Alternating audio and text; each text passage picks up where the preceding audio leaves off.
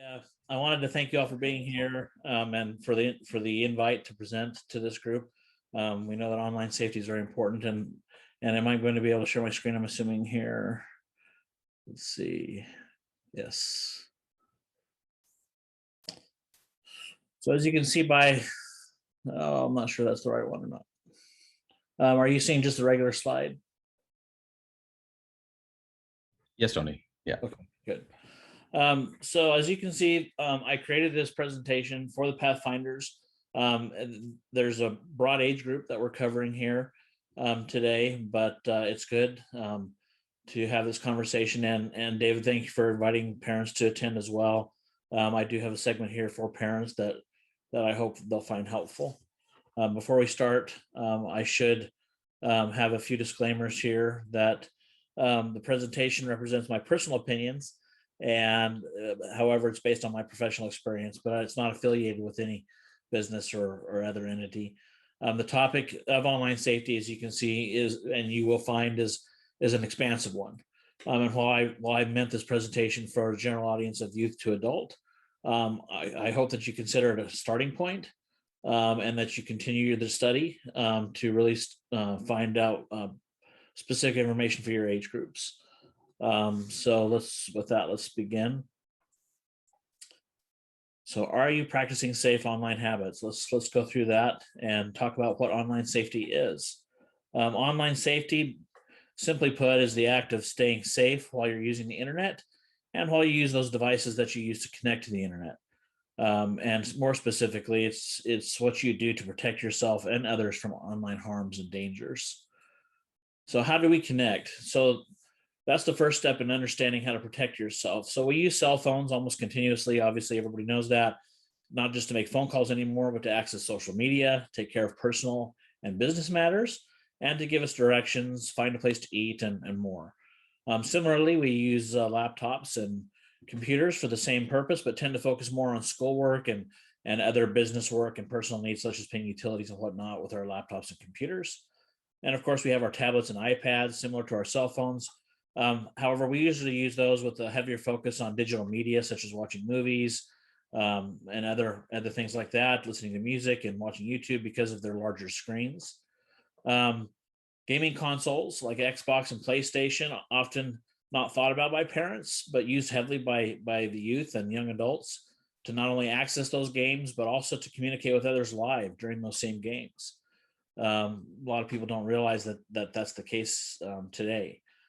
So what other ways can you think of that we connect to the internet? And I don't know if there's ability to open up the forum on this and get people's input on what other ways you can think of that we connect to the internet.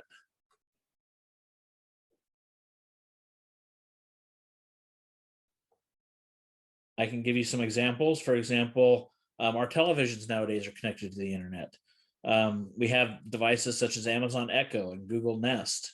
Those we use to connect to the internet. In fact, they're listening to what we say all of the time to see if we're talking to them or not. And they actually use the things that we say in our families' lives, day-to-day lives, to present advertisements and whatnot. Our thermostats even are connected to the internet nowadays. Different types of thermostats. We have our washers and dryers, believe it or not, that are connected to the internet now, and even our refrigerators.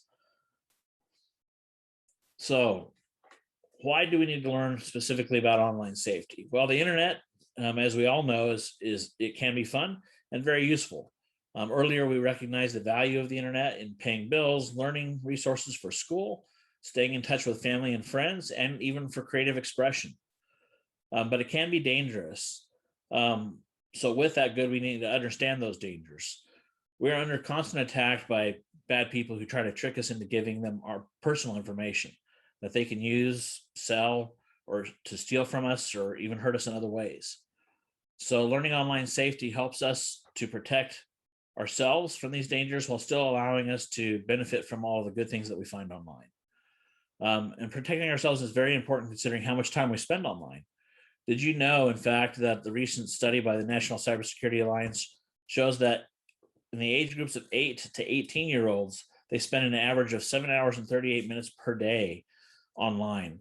And with our current COVID situation, we find that tends to even go higher because kids are now attending school online and spending more and more time with their friends online instead of being in person.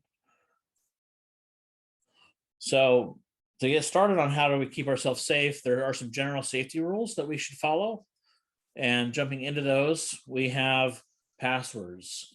So when considering your passwords, make sure that you make them secure. And what's considered secure are passwords with 10 characters, a minimum of 10 characters in those. Always make sure that you include uppercase and lowercase letters. Make sure you include a number, at least one number, and a special character, one or more special characters. And a special character are things like exclamation marks or @ symbols or asterisks. More common today even is using a passphrase like a sentence with those special characters still, but the longer the password, of course, the harder it is for a bad actor to hack your password, but also they tend to be easier to remember. Never include personal information in a password, however, even if using a passphrase, because personal information is something that somebody might know about you, like a dog's name or parent or family information. Also, make sure that you never use the same username and password at different sites. Something to think about is if somebody does hack one site, for example, if they've managed to hack YouTube and get your account, they tend to use and try that username and password on many common sites like Facebook and Twitter and even password managers to see if you've used the same one. And if you do, then of course they can get into all of those accounts that you have. Consider changing your password at least every 90 days, and don't share your passwords. Then we move to thinking about links that you might find within your emails, or something that might be sent to you in Facebook or other social media platforms. Oftentimes, bad actors or bad people will use links to trick you to going to certain places. The link may say one thing, but actually in the back end, it takes you somewhere else. So always make sure that you check the validity of those links. For example, you can hover over it and it'll tell you where it's going to go in your browser, or other device. And then, of course, the same follows through with emails. By doing these things, you can keep yourself and others safe, and have a better online experience. So, and remember to use these best practices everywhere within your game consoles, your cell phones, your tablets, laptops, and what have you. All right. So, what's the easiest and most common way to connect with the internet, connect with others on the internet? Most people typically say social media. So, let's talk about social media and how to use it safely and responsibly. So, what is social media? Social media is sites like Instagram, Twitter, Facebook, TikTok, sites like that. And one of the most important things to remember on these social media platforms is that anything you post to social media is like speaking in public. So, some general rules to follow is that you should use your privacy settings that are available in virtually all of these social media platforms to control what information goes where. Simply put, don't post anything that you want to say in public that you wouldn't say in public in a public place. Also, posting in private is like speaking to your friends. So make sure that you don't post something in private that you wouldn't say to your friends. Also, remember that everything you put online stays online.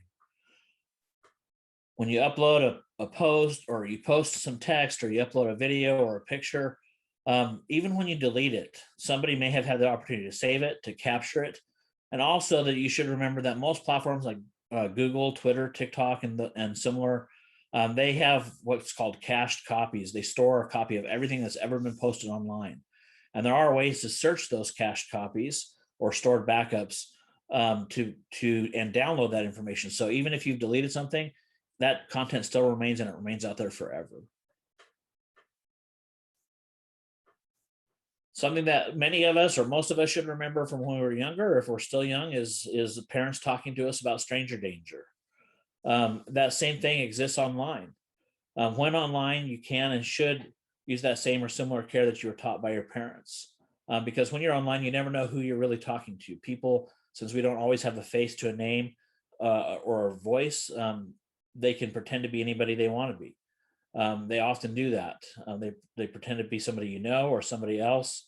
So never, when you're speaking with somebody online, whether it's in a game or on a social media platform, never give somebody your personal information, like who you are or where they can find you, or other things that they can use to identify you, like where you go to school, or what neighborhoods you live in. And above all else, never agree to meet somebody.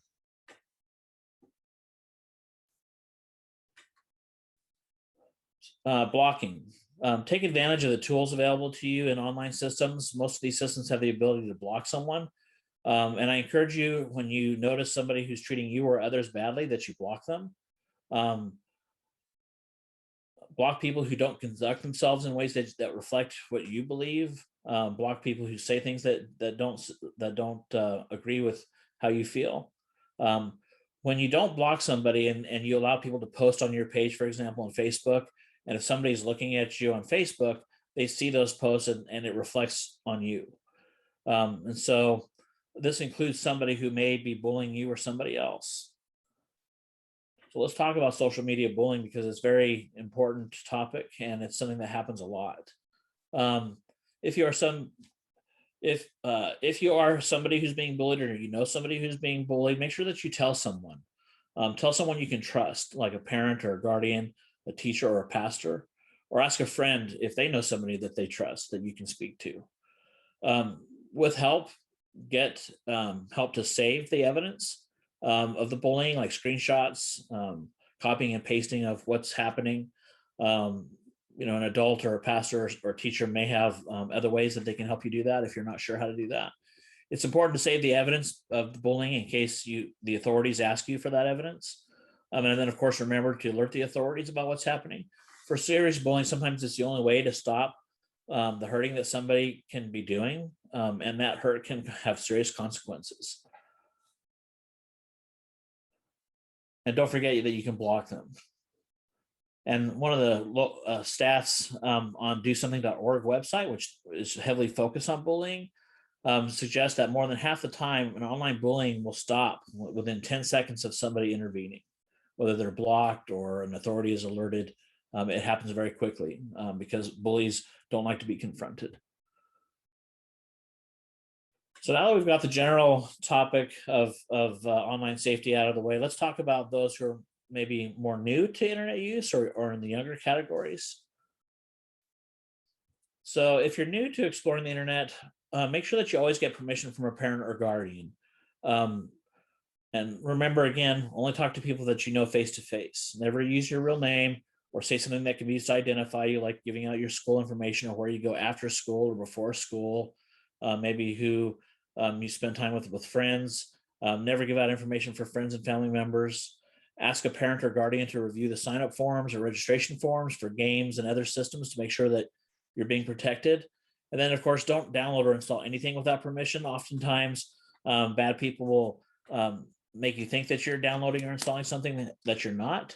And it's just used to steal information. So these are a good list of things to think about when you're starting to explore the internet. For those who are more frequent users of the internet, or perhaps in an older age group, some things that you should keep in mind is that the more time you spend online, the more risks you expose yourself to. And that's very important for those of us who are adults as well. Remember that once you post something, again, like we spoke about, it never goes away. Even if you delete it, anyone who saw it can save it and use it without your permission. Most platforms, like we said before, keeps copies of them, so they can be used with or without your permission. And it's not just things from a computer, a cell phone, a tablet, other devices, anything posted or even said online anymore can be used with or without your permission. And that brings us to the topic of webcams. So webcam is exactly the same thing as a post. Everything your webcam sees can be shared. And bad people have a way to access your webcam if they can get onto your computer or have you install something you think maybe you didn't, and they can take control of your camera without you knowing it. So make sure that when you're not using the camera that you cover the lens. And when you do use it, think to yourself, is this something that you want everyone to see? Because you never know who might see it. Be careful, even with people you trust. Sometimes we might send something to somebody that we think is a friend, and because of an argument or later because we end up not being friends with them, they might use that and repost it to other people. So just because you send something to a friend doesn't mean it stays with that friend. And along that same vein, we have to remember that we should protect our future. It's called protecting your digital footprint. The more time you spend online, you're creating that footprint. And that footprint is used by prospective employers, colleges, and others to help them determine what kind of person you are. They'll look at your social media posts to your pages by others that you associate and spend time with. And you have to ask yourself, does your digital footprint really represent who you are?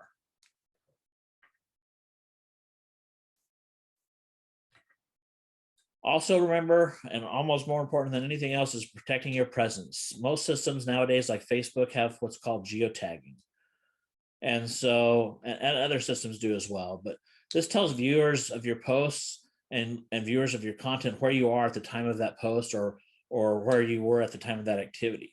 So the best rule of thumb here is that if you're sharing where you are, like on Facebook, so others can go there, for example, if you want to share a great camping spot, or where you caught that great fish, or you went hiking, or where that special restaurant is, be sure to post about it after you've left the area. This protects you from bad people who may want to cause you harm, or by knowing where you're at.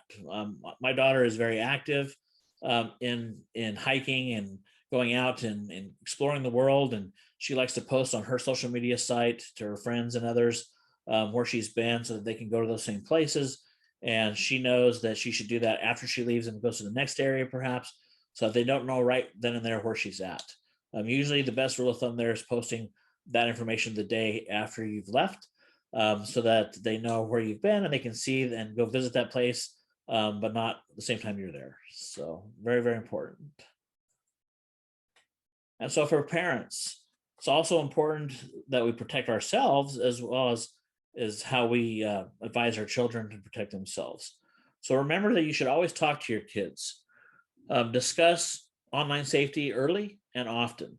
More and more you see kids at a younger age getting devices in their hand to watch cartoons or videos, and things may pop up and lead them to places that you hadn't expected.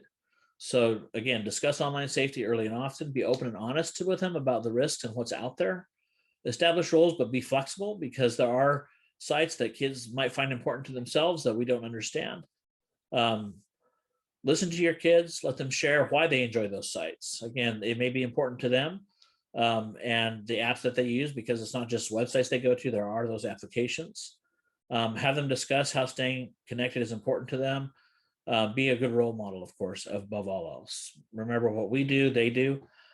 So that's very important. So some tips for family internet usage. Make sure all your devices are protected using an antivirus software, such as Malwarebytes or other antivirus software. It protects you from things that might be clicked on accidentally, protects you from viruses that might steal your information or access your web cameras. Be careful what you allow them to access, or what you access on open Wi-Fi networks at a restaurant, for example, or what you allow on your wireless network. Behave on the internet as you would want your kids to behave. Trust goes both ways. Spend time with them looking at sites that they enjoy visiting, and maybe have them look at sites that you enjoy visiting. Remember, filters are a great thing. You can sign up for free filters or install software on your computers and other devices that filter broad categories of things that we find inappropriate in our families. These can be installed again on your network, so that everything on your network is filtered. It can be installed on the individual devices, and these are good things to keep us safe. It's not meant to restrict what we're going to, but to keep us safe.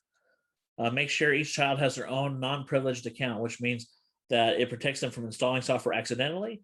And if they each have their own account, it allows the information on those devices to be relevant to them and not access information from an older child, perhaps, or from yourself. Keep a computer for kids in a visible area, and make sure you encourage use of those devices in visible areas. That helps to keep an open dialogue when they go to sites, or maybe on accident to go to something that they didn't intend. When talking to your kids, remember, stop using the technology yourself and look them in the eye. That sets the importance for them, so that they understand the value of what you're talking about. And with that, I know that was a lot of information, but I'd open it up and offer, if you had any questions, I'm happy to answer.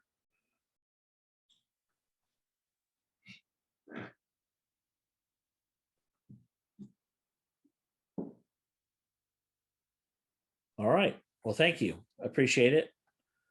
Yeah, Pathfinders, if you have any questions, you can probably ask. This is the right time. We have an expert here, so maybe I could start with the question and then the Pathfinders can then start. We usually have a lot of passwords and it's difficult to remember.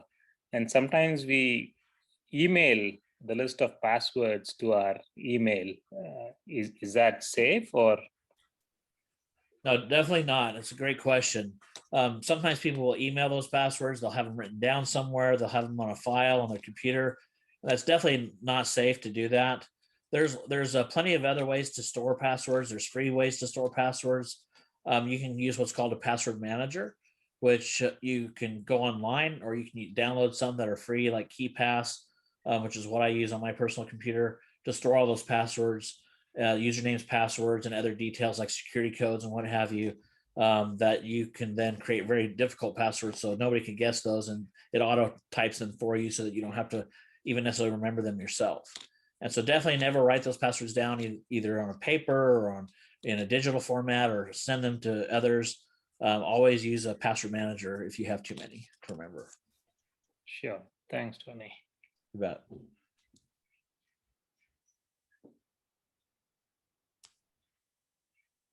And Tony, do you recommend VPN for family use? Yes, VPN is very good, even for families. You know, a lot of us are familiar now with our work from home situations that we VPN into our networks, but you can also VPN into, you can get software online and take part in VPN, which connects you to them. And then from there, you browse the internet or access your applications and games and what have you. And that actually encrypts your data so that the data is not able to be captured as you're transmitting it over the wireless network or even over your home network. So VPN use is very important to use. Just make sure that you research that company that you're going to use. There are some free ones. There are some low cost ones. Generally speaking, they're not too expensive, but make sure that they don't store your data. That's one of the most important parts of when you're looking at a VPN company. And make sure you use it on your cell phones and your other devices to keep yourself safe. It's a great question. Thanks, David.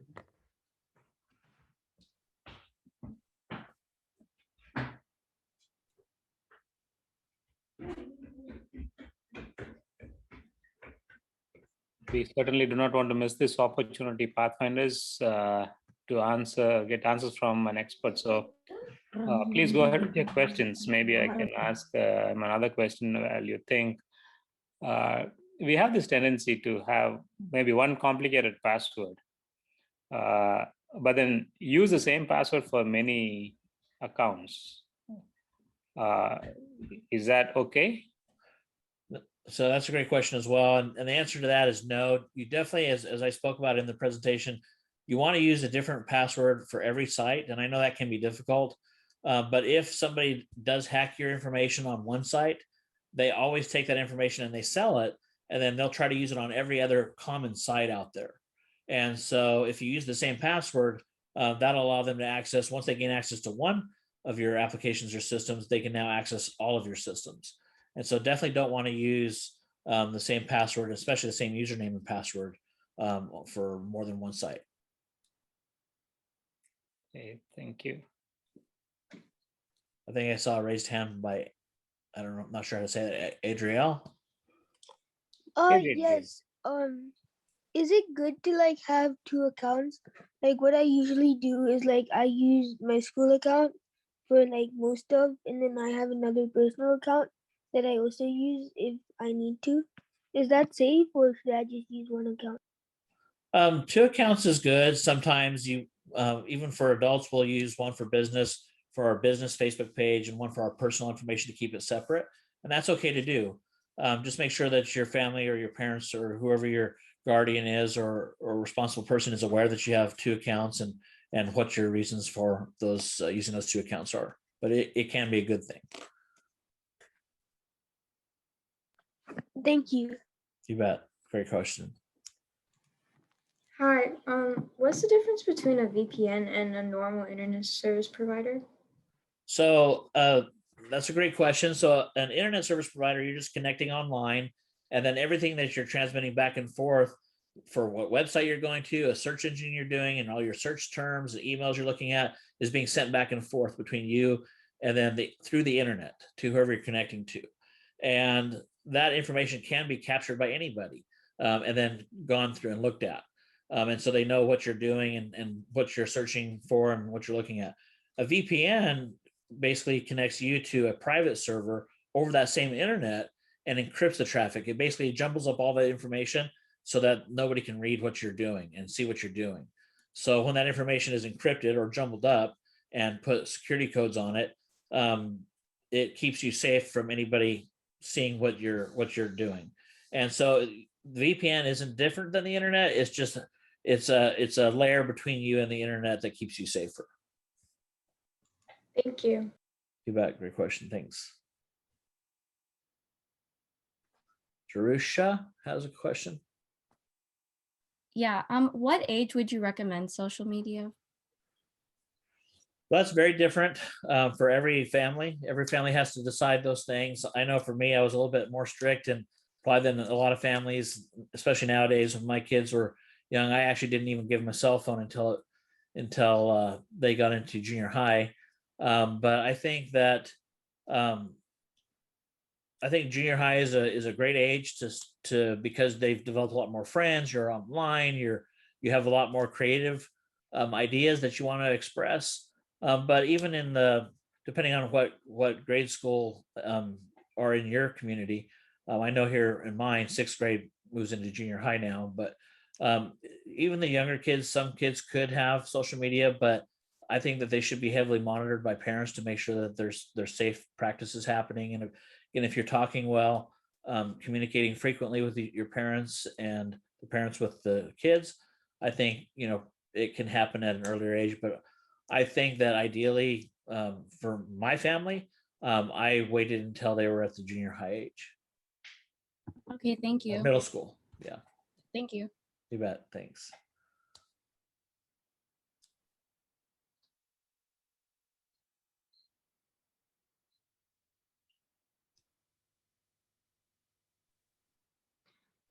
I have a question, if I may. Sure. Okay. So yes, I am an adult, but I want to ask a question from a kid's point of view, because I've thought, like, if I were a teenager, if I were, Pathfinders are like, I think they start in what, 5th grade or so. So if I were a 5th grader or 7th grader, 8th grader, 9th grader, I mean, I don't have a job, I don't have money, I don't even have a bank account. What's the big deal about all this stuff you're saying about passwords and stuff? I mean, who's going to want to break into my account, and what are they going to do to me anyway? I don't have anything important. So that's actually a great question, and a lot of kids actually think about that, young adults and youth, but they're nervous to ask that question. So I appreciate that question. There's a lot of things that somebody can steal when you're that age. People that actually steal your identity and pretend to be you, but at a different age. What's a common thing that's happening now is that people's identity when they're young are stolen, and the person acts as a different age. And so by the time that young adult gets to an adult age and they want to go and finance a car, do something, on a more adult related thing, or even get their own cell phone or what have you, their credit is now ruined because that person has purchased a bunch of things and didn't pay for it on their or activated different accounts and what have you on their name. And so they now have a difficult challenge because their identity was stolen. So that's the first thing. The other thing is that they can find out who you are, and they can, with bad intent, they can try to hurt you, or by finding out who you are, they can pretend to be you to other people that you know, and try to hurt those people, like friends and family. So those are a couple of ways that people can hurt you by knowing your information, even if you're a younger person. Thank you. That makes sense. You bet.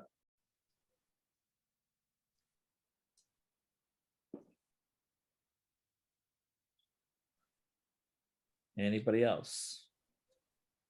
Just because somebody is Seventh-day Adventist, should I trust them with my online information? No, in fact, that's why churches it's so important that they protect the information as well. assuming that the person you're talking to is Seventh-day Adventist, we all are sinners, and so there can be bad people in all churches, all walks of life, but also they could be pretending to be somebody that you might know. Remember, online it's easy to pretend to be somebody you're not, and so as a church, for example, I'm in charge of our IT information in my church, and it's critical that we protect that information because somebody could pretend to be somebody you know, and then talk to somebody else, and then they become more and more familiar to people, and they're not even that person. And so they can use that information to hurt people, like sell them things that don't exist or steal their money. But yeah, it doesn't matter what religion somebody is. Anybody can be a bad person.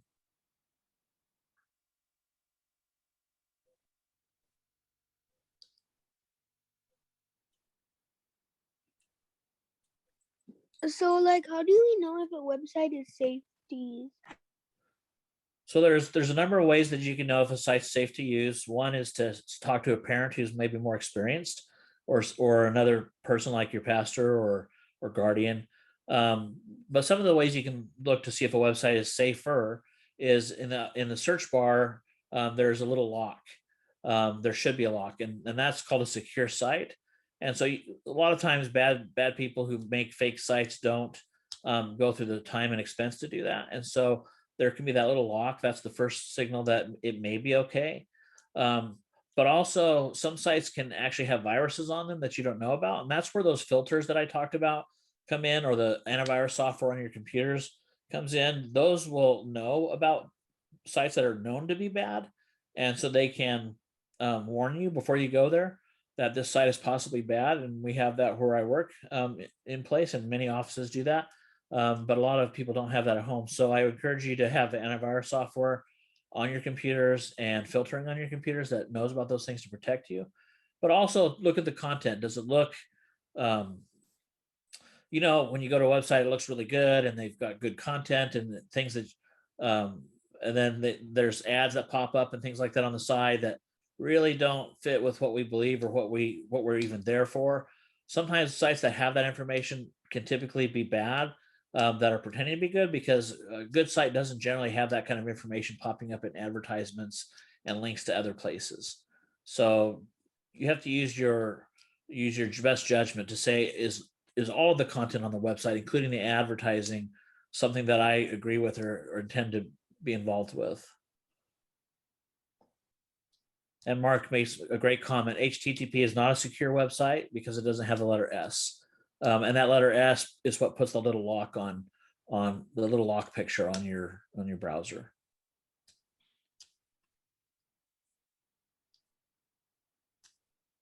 Hopefully I answered that question for you. Yeah, thanks.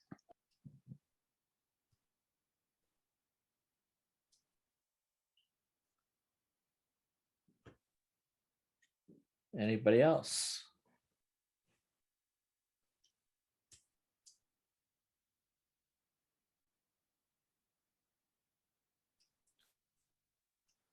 Says companion raised their hand. Mark. So, like, what if you have a bank account? Like, what happens if you don't protect the bank account?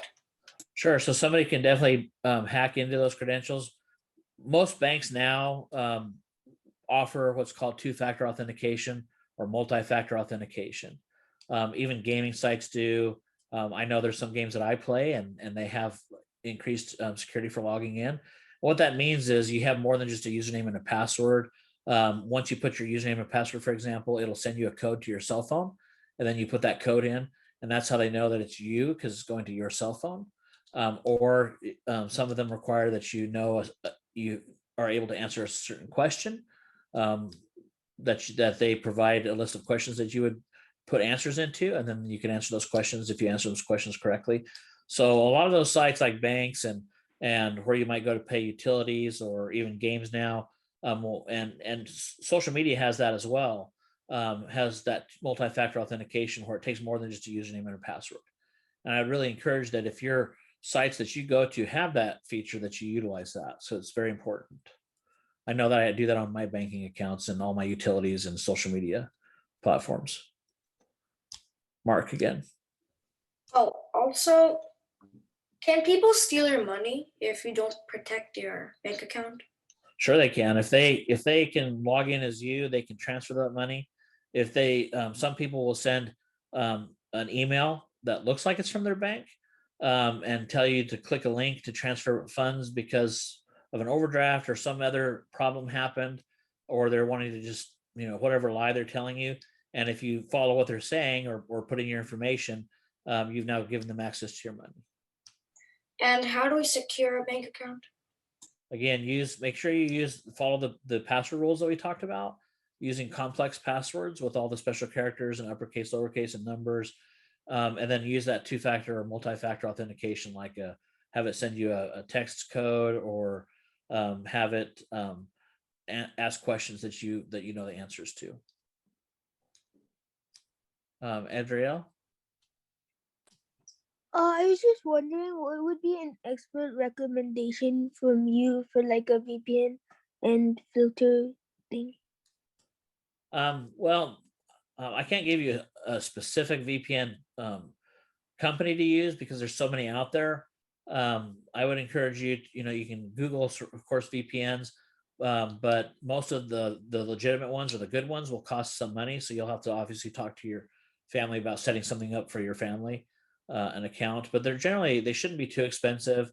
And make sure that you look at that they don't store that information, your browsing information or your connection information. The better ones are the ones that destroy the information of your use, and there's a number of those out there. But I would encourage you to have your family talk about that together and pick the best one for your family.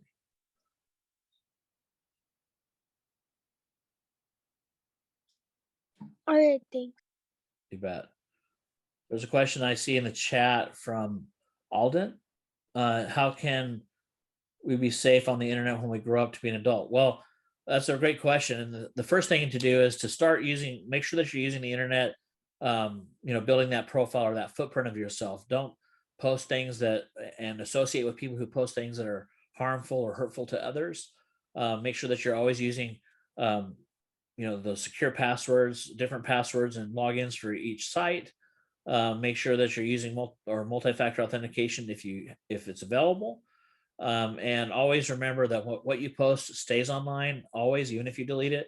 So that information can be used for employers or colleges or scholarship folks to decide whether or not you're somebody that they want to work with or associate with.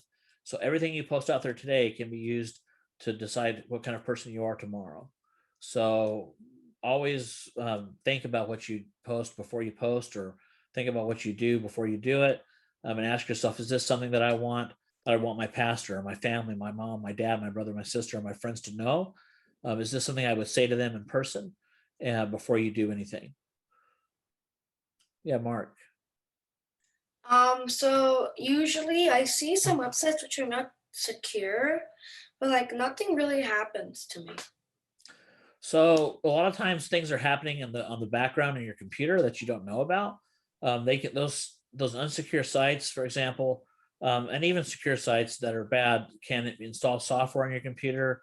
The important thing about the unsecure sites is that the information that you're sending back and forth between those is not encrypted, which means somebody can view it. So I can go to a website, for example, that's not secure, that's HTTP only, and I can actually monitor all the information going back and forth. So if you're putting in information in a registration form, I can read that. I can read your password. If you're putting money back and forth, I can see your bank account information going back and forth.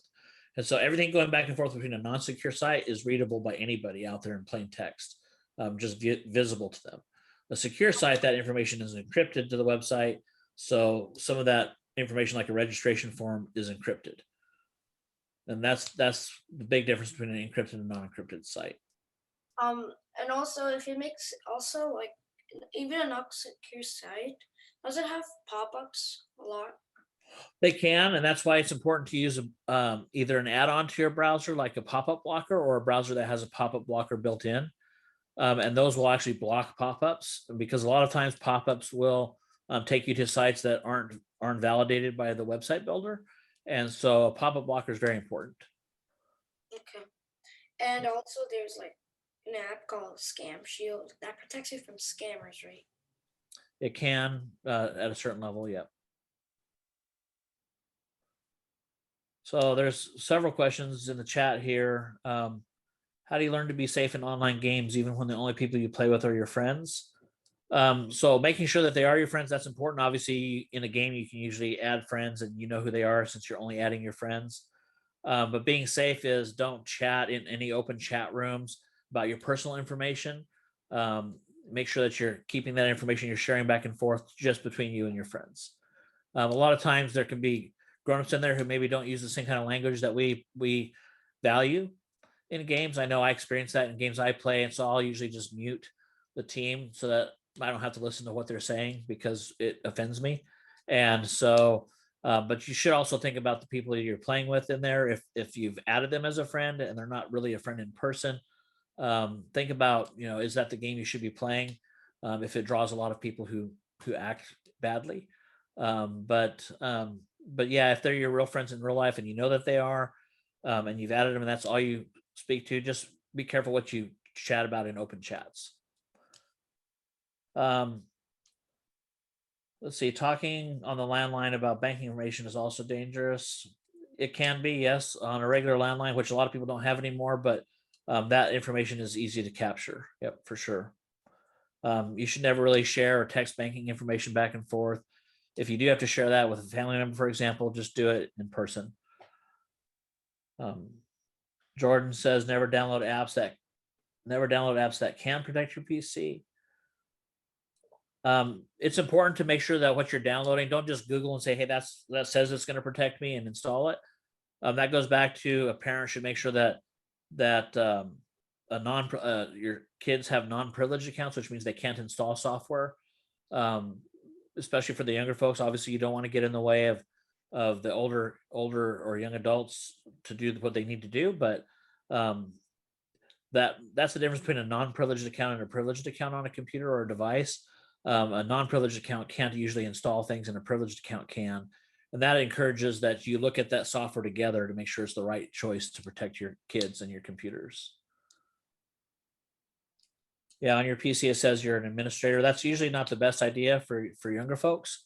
And even if you are very capable as a young adult, it's best to have a non-privileged account that you do things on a normal day-to-day basis, and then you have a privileged account so that when you're clicking around and going to social media and visiting sites and all that, if you're logged in as a non-privileged account, it helps protect you from software being accidentally deleted or installed without your permission.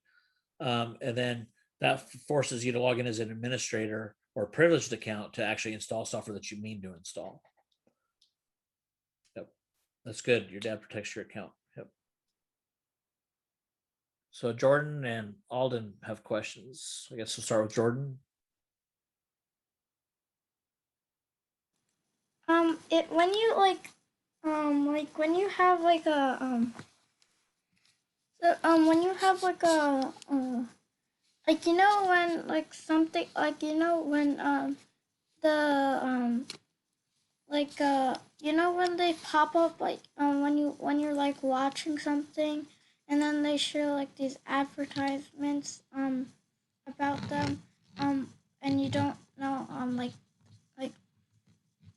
but they have the same brand as like most of the popular brands like the computers like Dell, and some brands they might not be the same, but they use the same words and they make copy of the logo.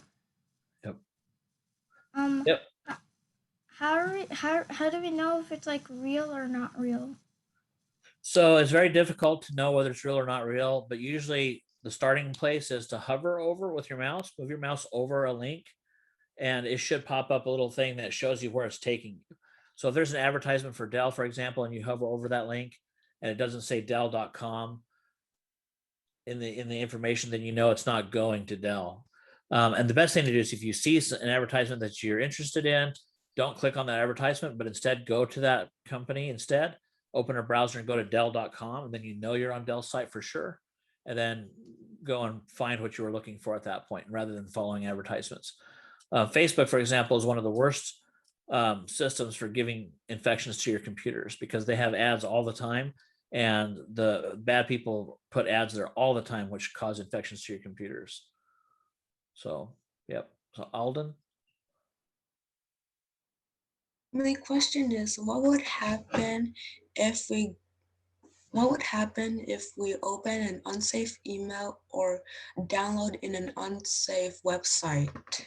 Okay, so there's a lot of things that can happen. One is sometimes just opening the email or just going to the website automatically starts to install software on your computers, which lets them see what you're typing, gives them control of your camera, or puts something on your computer like a bug or a virus that starts to erase your data or break your computer. And a lot of times it does that without you knowing about it. Other ones are called like phishing emails or sites, and they actually ask you, hey, you need to update your account. Can you click here and log in? And actually what you're doing is you're giving them your username and password because it's not really them. So that's kind of what happens, is how they get control of you. Okay, thanks. You bet. That's a great question. Rodney says, is it a good idea to cover your camera on your phone or your webcam on your laptop when not in use? The answer is definitely on your webcam. It's important that you do that. You can buy little sliders for your laptops or your lids. I have one here. I can just close my lid and it turns off. It covers my camera even if it's on. Definitely want to get one of those. You can get little free ones or little sliders, like I said. And even if if you're a kid and you don't have anything, you can just take a piece of tape, put a piece of tape over the top of it, or even a Post-it note or something like that. As far as on your phone camera, you can do that, although those aren't usually hacked as often. But they're usually in our pocket or something like that, so nobody's really going to see your camera or be able to utilize what that is. But you can if you want to. I have seen some people do that. Unfortunately, there's not really devices that are common out there that gives you a way to cover your camera, because there's cameras on the front and the back, and now there's more than one camera on the back. So best thing is just keep it in your pocket if you're not using it, and it's just as good as covering it. And so Jordan commented that yes, even the camera can be used, and most cameras have lights on there, and they can be accessed. But yes, he does make a point that even if your computer's off, sometimes your computer can be accessed, and that's true because now modern computers, the new computers, have the ability to connect to them even when they're off. And so you might look at the back of your computer and you can see little lights blinking when they're off, where your network cable plugs in. And so your computer can be connected to even when it's off in some cases. Are Apple products safer than Android? The answer is really no. Now Android and Apple devices have vulnerabilities. There's viruses for both, and so neither one is safer than the other. But you should ask your parents to get you software you can get, just like you can get antivirus software for your computer, you can get that for your phones too. So Mark is right. Both are basically the same. So should I cover my front camera or my back camera? On your phone, I probably would say that I wouldn't worry about covering your phone. Just keep it in your pocket or face down if you're not using it on your desk. The one that's most important to cover is the camera on your laptop or your computer. But to be conscientious or to think safe, maybe put your cell phone face down or something like that when you're, if you're in the room or changing or something like that, just put it somewhere face down.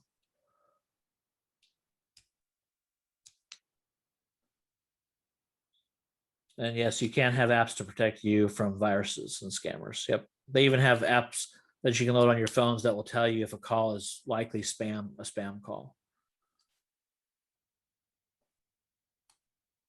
Voice activated devices are good. Actually, I don't like that, like Siri and things like that. I tend to disable that because that does allow your phone to listen to you. And oftentimes, I don't know for the rest of the adults out there, but I know that I'm sitting there talking to my daughter and about something, and suddenly there's an advertisement that pops up on a social media site that we were just talking about, or in a search, and those devices do listen, and they've admitted that they listen to you, and they use that to target advertising to you. So I tend to turn off Siri. In Windows, I turn off Cortana. And sometimes they get turned back on with updates, and I tend to keep turning them off and disabling that so that information is not shared. Yeah. And so you're right. We talked a little bit briefly about Alexa and Nest, Google Nest, and those kind of devices. They do listen to you continuously because they're waiting for you to say the activation words, but they do listen to you continuously. I don't use those in my home for that reason. But does the operating system make a difference in regards to Apple, Windows, and Android? Well, for Apple devices, make sure you stay as current as you possibly can and make sure you're always patching them. Same thing with all of your phones, your Android and Apple devices. We want to stay current with the patches and whatnot. For Windows, it's the same thing. If you're not using Windows 10, if you're using something older than that, it's not being patched anymore by Microsoft. And so you're very vulnerable to hacking and bugs and whatnot. So definitely want to stay with Windows 10 and keep it patched. Jordan, that's nice that you like technology. Technology can be a very powerful tool if you use it correctly and safely. Yep.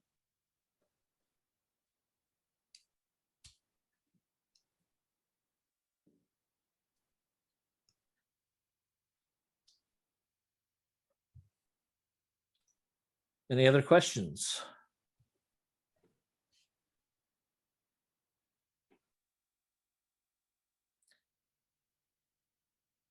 Yeah, Jordan's saying that Windows 10 allows you to access settings and have more control of things, essentially, and that is true. Apple devices tend to kind of be not as configurable as Windows devices, but either one, there's ability to go in and do settings. So it's whatever your preference is. Not sure if it's a rumor. Does television have cameras as well to capture? Some televisions do have cameras. Some actually started coming out with cameras and they didn't tell people. And again, using it for gathering data from people. But some televisions do have cameras nowadays. Most of them have microphones. And you should be able to find in the settings the ability to turn them off if they acknowledge that there's a microphone in them, if you don't want to use the microphone. Sure. Thank you. You bet.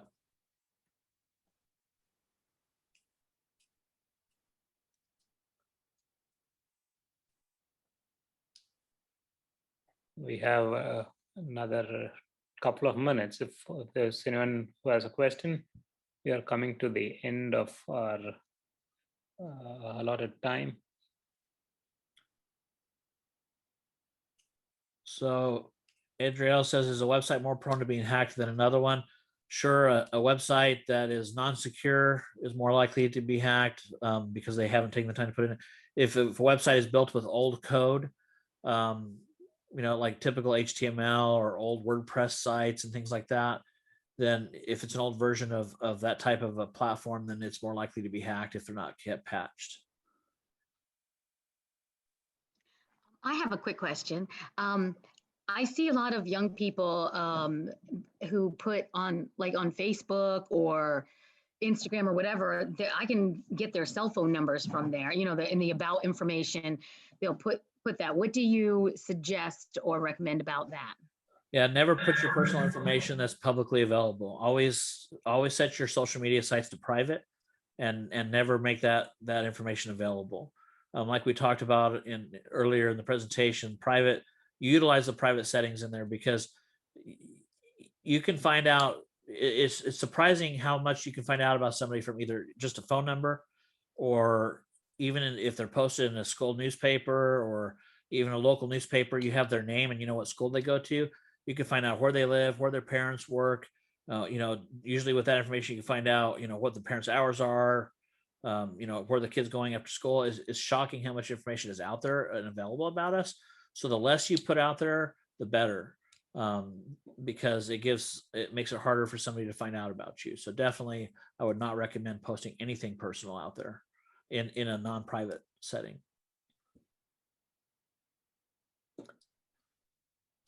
Is it better to have physical friends than online friends? Well, physical friends, somebody and you see face to face is definitely good. I'm not saying that online friends are bad, but just remember that you never know who that online friend is because you've not met them. You don't know who they are. You don't know what their true values are. So there is a danger in having online friends. I think there's a way to keep it safe though. If you work with your parents, if you have a really good friend who's an online friend, I'm not saying don't be friends. I think I would engage with your parents to help them make sure that you get to know their family and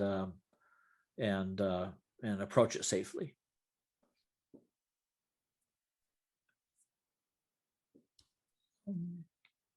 I think we've come to the end of our session. I'm sure all our kids might have a lot of questions. Their minds keep working with a lot of questions. But this is such a relevant and important topic at this time, with everyone being on virtual platform. Thank you so much. With your busy schedule, you took your time to have this presentation. It was relevant to every individual, let it be the youngest and to all the teachers, the parents. I think it touches all areas. Thank you so much for your time. Thank you, David, for bringing your boss here and to be a blessing. It was really a wonderful presentation. Just a quick question: is it okay if we can use your presentation to share to the Pathfinders, or the recording for people who did not attend? Maybe we Sure. could. Sure, I think it's fine. I hope it is a blessing, and I hope people recognize that it's just a start. There's so much information out there that is appropriate for different age groups, and I try to keep it very general in the sense that because we covered a large age group here, but definitely encourage you to all continue to go out and study information that's relevant to your age group that would be more involved and in more detail. But we had a lot of great questions, and I really enjoyed myself. And so please feel free to share it with your other Pathfinders. And Sure. Thank you. If it was a meeting in person, we would have asked everyone to give a big round of applause, but it's virtual, and maybe we'll just give it on virtual background. Thank you so much. We'll request all the Pathfinders to give a big round of applause to Tony Vargas. Thanks again. Hopefully we could have you come back with maybe more information, and you're always welcome to come and present to our Pathfinders. Well, thank you so much. Thank you, Tony. Thanks.